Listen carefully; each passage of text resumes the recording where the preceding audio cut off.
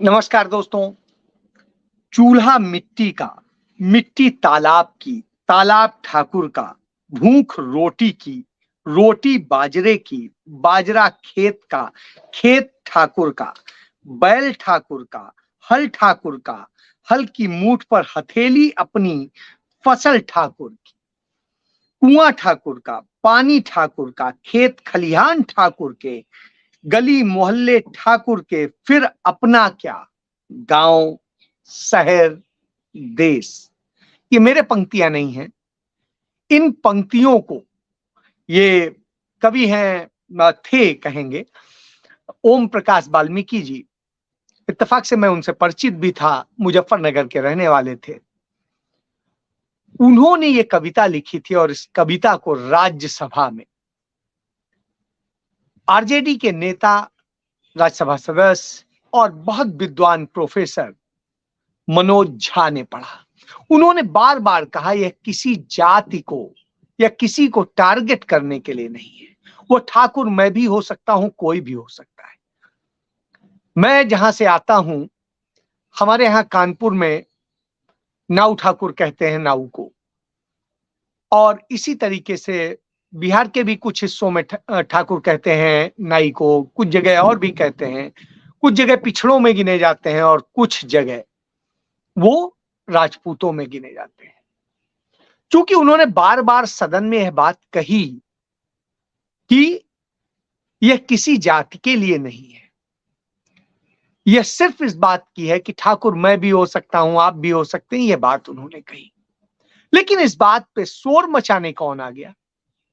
शोर मचाने आ गए आरजेडी के ही एक विधायक, जो खुद क्रिमिनल विधायक माने जाते हैं, जो छवि है उनकी जिस तरीके से। उन्होंने कहा यदि मैं राज्यसभा में होता तो जीभ निकाल लेता, और न जाने क्या क्या। बिल्कुल इसीलिए उन्होंने कहा था, क्योंकि आप जीभ ही तो निकाल सकते हैं। जिस उन्हीं को ठाकुर कहा गया है। ये ठाकुर तो भगवान को भी कहते हैं, उनको पूछते हैं, भोग लगाते हैं। तो क्या वो ठाकुर हो गए, राजपूत हो गए? नहीं। तो आखिर इसे जात के हिसाब से क्यों? हाँ, लेखक ने जिसने लिखा था उसने जरूर लिखा था ठाकुर मतलब होता है बड़ी जाति का, ताकतवर, ठाकुर साहब कहते थे। तो साहब, जो ये ठाकुर साहब लोग हैं, जो इस तरह के हैं, जिन्होंने अत्याचार किए हैं, लोगों को मारा है, उनको तकलीफ हो रही है। जो सच्चे लोग हैं उनको किसी को नहीं हो रहा, क्योंकि किसी को केंद्रित नहीं किया गया है, किसी को इंगित नहीं किया गया है। तो इसमें बिल्कुल स्पष्ट है कि वह ठाकुर, आज का ठाकुर कौन है, वो किसको कहना चाह रहे थे? आज वो अमित शाह को कहना चाह रहे थे, वो नरेंद्र मोदी को कहना चाह रहे थे, और उन्होंने कहा अपने अंदर का ठाकुर मारो।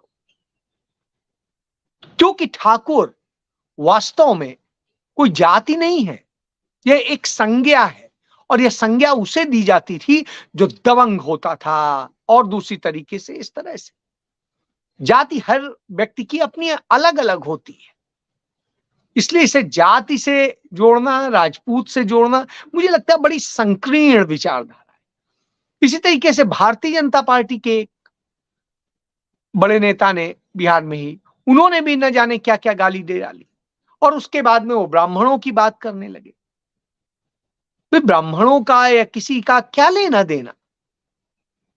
ब्राह्मण बुरा नहीं था, ब्राह्मणवाद बुरा था, और आज भी बुरा है यदि ब्राह्मणवाद है। और जिस मनुष्य संहिता को आप गाली देते हैं, उस मनुष्य संहिता को ब्राह्मणों ने नहीं लिखा था, उसे तत्कालीन राजपूत राजा मनु ने लिखवाया। मनु था। इसके बाद आप देखिए, जिस महाभारत से लेकर और तमाम सारी उसकी आप बात करते हैं, वो व्यास कौन थे?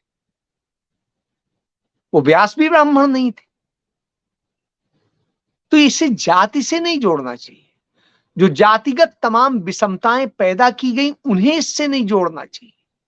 लेकिन साहब जोड़ा जा रहा है, क्योंकि राजनीति करनी है। राजनीति के लिए आप कुछ भी कहेंगे, किसी को भी कहेंगे। यही सबसे बुरी स्थिति है, और इस स्थिति से देश गुजर रहा है। मैं इसका जिक्र कर रहा हूं तो आज इसी पर आऊंगा। है क्या ठाकुर? ठाकुर वो है जिसने इंदौर में एक 12 साल की बच्ची से रेप किया, जिसने जिस तरीके से उसके साथ बीभत्स तरीके से रेप हुआ, फिर वो 2.5 घंटे तक सड़कों पर छत बिछत स्थिति में ब्लडिंग हो रही थी और वो दौड़ रही थी, शर्म नहीं आ रही थी। एक बच्ची के साथ ऐसा हो रहा था। क्या समाज बना दिया है हमने? कौन सी सरकार सुशासन हमने दे दिया है कि यह हो रहा था? और यह एक घटना होती, ऐसी घटनाएं रोज होती हैं। और जब रोज होती हैं तो आप समझ सकते हैं कि किस तरह की स्थितियां हैं। इन रोज होती घटनाओं को लेकर के निश्चित रूप से बहुत सारी शिकायतें होती हैं, बहुत सी बातें होती हैं। मैं इन्हीं कुछ पे केंद्रित करूंगा। एक छोटा सा, जो मध्य प्रदेश में लाडली बेटी योजना चलाई जा रही है और वहां पर यह घटना हो रही है, इंदौर में हो रही है। सबसे अच्छा शहर माना जाता है, स्वच्छ शहर माना जाता है। कहते हैं सबसे ज्यादा स्वच्छ है पूरे उसमें मध्य प्रदेश में, पूरे देश में स्वच्छता में नंबर 1। कि कौन सी स्वच्छता है कि मन आप स्वच्छ नहीं कर पा रहे हैं और ऐसे कुकर्म करने के बाद आप कहेंगे ऐसा हो रहा है। उसी मध्य प्रदेश में एक और लाडली बहना यानी आंगनवाड़ी की कार्यकर्तियां अपने मानदेय को लेकर के प्रदर्शन कर रही थी। उन पर पुलिस की बर्बर तरीके से लाठियां, और पुरुष पुलिस वाला और पुलिस का अफसर था, कर्मचारी नहीं था, वो लाठी बरसाता है महिलाओं पे, किस तरीके से उनके साथ करता है। मतलब वो देख करके बीभत्स घटना है, उसका वीडियो वायरल हुआ है। तो वह ठाकुर है, वह ठाकुर है जो हमारी आपकी संपत्तियों को बचा रहे तत्कालीन आरबीआई के गवर्नर उर्जित पटेल को कहता है कि यह खजाने पर बैठा हुआ सांप है। सही बात है, होना भी चाहिए। इसीलिए भगवान शिव का सांप उस जगह पर रहता था जहां उस खजाने की रक्षा करता था, जो आम जन का खजाना होता था। उस खजाने की रक्षा करके उसके वाजिब और सही तरीके से उसको करने वाले को ही वो आने देता था। तो साहब उसे जो गाली देता है, इस तरह कहता है और फिर इस्तीफा करवा देता है, तो आप समझिए, और उसके बाद में वह धन लूट लेता है अपने स्वार्थ के लिए, वह ठाकुर। तो ठाकुरों की स्थिति, ठाकुर वह है जो 150 दिन से हमारा मणिपुर जल रहा है। वहां पर रोज बरोज घटनाएं हो रही हैं, रोज बरोज लोग मारे जा रहे हैं। सेना के लोग जो मदद करने पहुंच रहे हैं उनके साथ घटनाएं हो रही हैं, उन्हें काम नहीं करने दिया जा रहा है। वहां की स्थानीय पुलिस सेना के लोगों के खिलाफ एफआईआर दर्ज कर रही है। क्या कहेंगे? तो वहां कौन ठाकुर है? वहां का ठाकुर वह शख्स है जो इस हिंसा को बंद नहीं होने देना चाहता है, और वो चाहता है हिंसा चलती रहे, वो तब्दील हो। तो वह ठाकुर है। अब 5 दिनों के लिए वहां पर फिर से इंटरनेट बंद कर दिया गया है और तमाम सारी चीजें। क्यों? क्योंकि हालात सुधर नहीं रहे, हालात बिगड़े हुए हैं। तो यह स्थिति है। इसके बाद में जब हम इसी तरीके की बात करते हैं तो एक बड़ी घटना को देखते हैं कि 40 से 45 हजार करोड़ रुपए के टैक्स चोरी की एक गेमिंग कंपनियों द्वारा जो चोरी की गई और उसका वो किए गया, उसका उद्घाटन करने वाला था, उसको शुरू कराने वाला कौन था, और उसके नाम पर पूरा जिस तरीके से प्रचार करने वाला कौन था? नरेंद्र मोदी, योगी आदित्यनाथ। तो साहब ठाकुर कौन है? ठाकुर कौन है? वह जो हक छीनता है, महिलाओं को मारता है और न जाने क्या क्या करता है। इतनी घटनाओं के बाद में आप कहेंगे कि ऐसा होता है? आप जब सबको इस तरह से कहते हैं, ठाकुर वो है जो अपने गले में भगवा गमछा डाल करके एक शांति, सबको समानता का संदेश देने वाले गौतम बुद्ध के भगवा रंग को अपमानित करता है। क्योंकि वैदिक धर्म में तो या वैदिक संस्कृति में तो भगवा रंग था ही नहीं। वहां तो सब रंग विहीन था, सब प्रकृति में समाहित था। जैन धर्म की बात करें तो जैन धर्म में श्वेत वस्त्र होते थे, श्वेत तरीके से और शांति सौहार्द का जीवन जीने की बात सिखाई जाती। तो ये भगवा उनसे छीन करके अपने गले में डाल लेने वाले तो ठाकुर कौन है? वो है जो मॉब लिंचिंग करता है, जय श्री राम बोलता है। वह है जो एक पूर्व सांसद, पूर्व विधायक की सरेआम पुलिस अभिरक्षा में हत्या कर देता है और फिर जय श्री राम बोलता है। वह है जो लखनऊ कोर्ट में बम फेंक देता है और जय श्री राम बोलता है। वह है जो भगवा पहन करके बुलडोजर चलवाता है, लोगों के घर तोड़वाता है, लोगों पे हमले कराता है। वह है। तो ठाकुर कौन है? ठाकुर प्रज्ञा सिंह भी है। वही प्रज्ञा सिंह जिसने महाराष्ट्र का इतना बड़ा मालेगांव ब्लास्ट कराया था। किस तरीके से देश को एक सांप्रदायिकता की आग में जलाने का काम किया था, वो भी ठाकुर है। और कौन कौन ठाकुर है? वो सारे लोग जो आपका हक छीनते हैं वो और कौन है? वो ठाकुर है।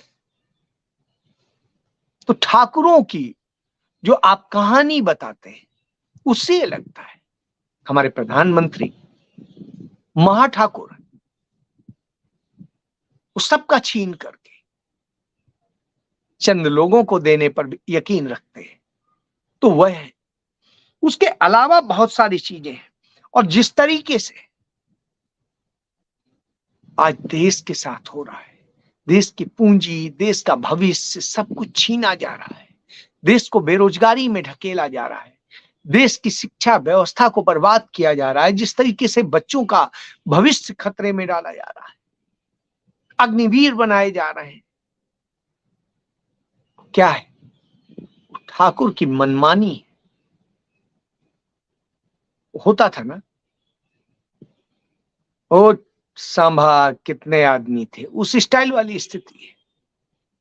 तो आज देश में जिस तरीके से हो रहा है, जातिगत नफरत, क्षेत्रगत नफरत, नफरत का माहौल परिवार से लेकर के देश के हर कोने कोने। लेकिन इसके बावजूद जो ठाकुर है वो कनाडा पर तो उबलता है, उसे खालिस्तान और न जाने क्या क्या बढ़ाने वाला बताता है। हालांकि वहां पर कोई खालिस्तानी उस तरह की घटना नहीं हो रही। गुरुद्वारों और उनमें जरूर चर्चाएं होती हैं खालिस्तान को लेकर के या कट्टरपंथियों को लेकर के, उनके फेवर में होती हैं। लेकिन न कोई प्रदर्शन होता है, न कोई किसी को हाथ लगाता है, न कोई घटना करता है, और ना ही वहां का कोई व्यक्ति आकर के यहां कोई घटना कर रहा है। लेकिन हमारे यहां के लोग अपने निजी स्वार्थ को साधने के लिए, दंगे भड़काने के लिए, खालिस्तानी एक हवा खड़ा कर देने के लिए इस तरह के खेल रच रहे हैं। और जब ये खेल रचते हैं और कोई देश अपनी संप्रभुता का सवाल उठाता है तो उसके ऊपर बरसते हैं।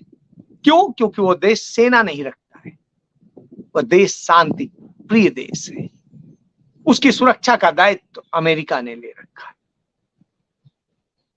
अब आप बताइए, तो ठाकुर कौन है?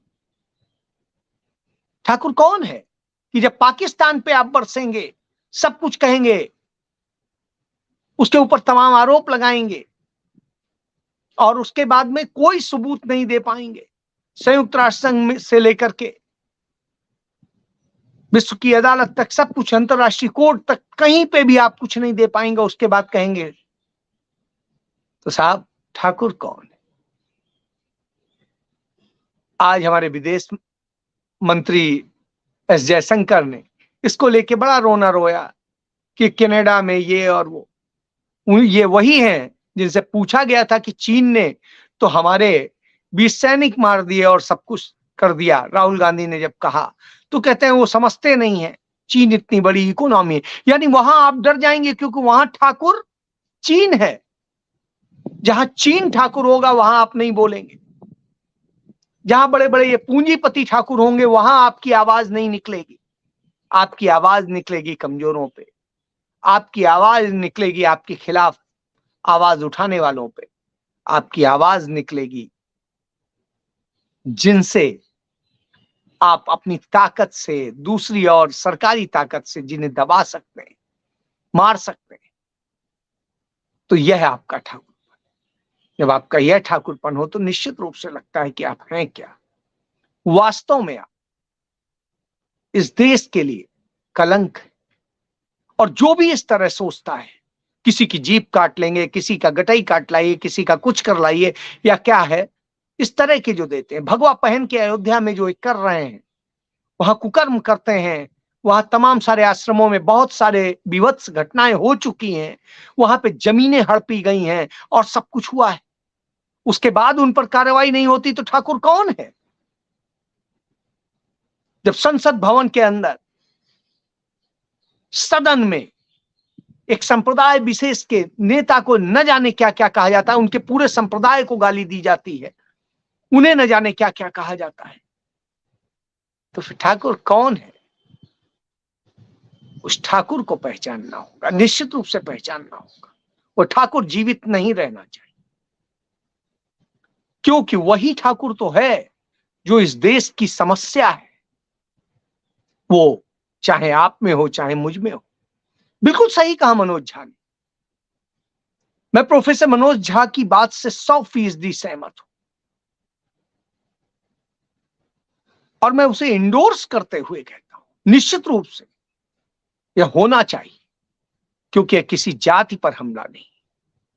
ओम प्रकाश वाल्मीकि एक दलित चिंतक थे, और यदि उन्होंने यह कविता लिखी तो उसके पहले आपको याद करना पड़ेगा, मुंशी प्रेमचंद ने ठाकुर का कुआं एक गद्य लिखा था, और उनकी जो एक कहानी थी, उस कहानी से प्रेरित कि किस तरीके से पानी के लिए आदमी तरस के मरता है, लेकिन उससे पानी नहीं मिलता, वो सारी मेहनत करता है, उसे उसका हक नहीं मिलता, छीन लिया जाता है। तो ठाकुर वो भी है। ठाकुर कोई भी हो सकता है, मंदिर में बैठा हुआ पुजारी भी हो सकता है, महंत भी हो सकता है, तथाकथित योगी भी हो सकते हैं, और हमारे दो देश के प्रसिद्ध ठाकुर तो सबको ही जानता है। एक, अब क्या कहूं, एक गब्बर सिंह टैक्स लगाने वाला, एक नोटबंदी करने वाला, एक कहीं पर भी कुछ भी धमका देने वाला, एक लोगों को हक छीनना, उनको मारना, उनकी हत्याएं कराना। तो ये तमाम ठाकुर हैं हमारे यहां, इतने ठाकुर हैं कि इन ठाकुरों को, ये किसी जाति के नहीं होते, ये कोई जाति नहीं है, ये सिर्फ उस ताकत की पहचान, उस ताकत को ठाकुर कहते हैं। इसीलिए कृष्ण तो यादव थे, और अहिर कैसे हो सकता है ठाकुर, लेकिन ठाकुर ठाकुर जी कह के उन्हें पूजा जाता है। विष्णु जी को भी कई बार कई जगह कहा जाता है। तो हर ताकतवर को ठाकुर कहा जाता है, वो कोई हो, यदि वो हक मारता है, छीनता है, तो निश्चित रूप से हो। और ऐसे ठाकुरों की पहचान की जानी चाहिए। आनंद मोहन सिंह जैसे लोग इस देश के लिए कलंक हैं, जो एक कहते हैं कि मैं वहां होता और जवान निकाल लेता। एक राज्यसभा सदस्य के लिए आप ऐसी बात करके कौन सी राजनीति कर रहे हैं? आपका बेटा कौन सी राजनीति कर रहा है? भारतीय जनता पार्टी के वो नेता जो इस तरह की बात कर रहे हैं, वो कौन सी बात कर रहे हैं? शर्म से डूब मरना चाहिए आपको, क्योंकि सच सुनना आना चाहिए और सच को बर्दाश्त करना आना चाहिए। यह तब आप कर पाएंगे जब आपके अंदर ज्ञान होगा, आप पढ़े लिखे होंगे, कुछ काबिल होंगे। इसीलिए अकबर भले ही पढ़ा लिखा नहीं था, लेकिन वो जानता था मुझे नहीं आता है, तो वो नहीं पढ़ता था। वो साइंस नहीं समझाता था, वो गणित नहीं समझाता था, वो रेवेन्यू नहीं समझाता था। उसने हर चीज के विशेषज्ञ बैठा रखे थे और उनकी सलाह पर काम करता था। लेकिन आज एक ठाकुर है जो किसी से कोई सलाह नहीं लेता, मनमानी करता है, लूटता है, बर्बाद करता है, तो उस ठाकुर को पहचानिए और उसको जवाब दीजिए। उसको जवाब देने का काम आपको करना है। जय हिंद।